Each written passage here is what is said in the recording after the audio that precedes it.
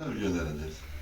Gazze'deki çocuklara göndereceğiz değil mi? Evet. Oradaki çocuklar açtır, göndereceğiz, onlara yemek alıp vereceğiz, tamam mı?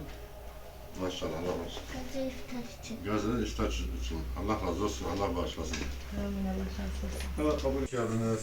Gazze iftar. Bunu nerede için getirdiniz? Gazze Gazze için. Yani Gazze'deki çocuklara göndereceğiz. Oradaki çocuklar açtılar, onlara yemek vereceğiz. Olur mu? Sanki de Gazze'ye göndereceğiz. Evet. Allah kabul etsin. Allah sizi bağışlasın inşallah. Acaba İnşallah. bunu açar mısın? Hoş gelmişsin. Bunu açar mısın? Bunu açayım. Evet. Açar mısın? Bunu nereye göndereceksin? Filistin'e. Filistin'e. Hadi bir zaman. Aç.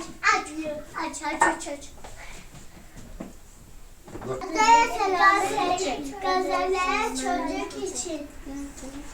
Ömer Ali, senin Fatma Nur, bu bayram harçlığını getirmişsin. Maşallah, Allah başlasın. Bunu atayım buraya. Babayla beraber çıkıyorsun ha. Tabii en güzeli de böyle. Ya ama biraz gül.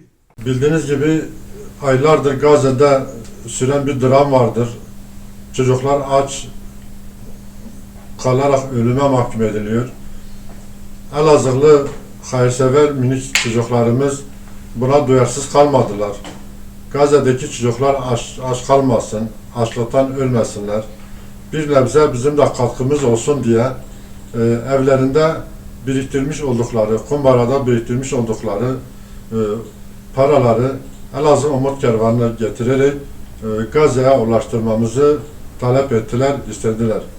Bizler de bu minik çocuklarımızın getirmiş oldukları kimisi Ramazan ayı boyunca, kimisi Kurban Bayramı öncesi kumbarada biriktirmiş oldukları paraları Elazığ Umut Kervanı'na getirerek teslim ettiler.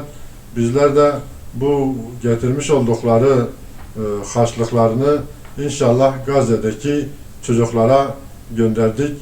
Göndermeye de devam edeceğiz. Yardımlarının da devamını diliyoruz. Rabbim bu minik çocuklarımızı muhafaza etsin. Hayırlarının devamını nasip etsin inşallah. Elazığ Umut Kervanı olarak bu hayırseverlerimizin, minik hayırseverlerimizin ailesine ve kendilerine teşekkürlerimizi iletiyoruz. Allah onlardan razı olsun. Rabbim hayırlarını kat kat versin. Rabbim bereket versin inşallah.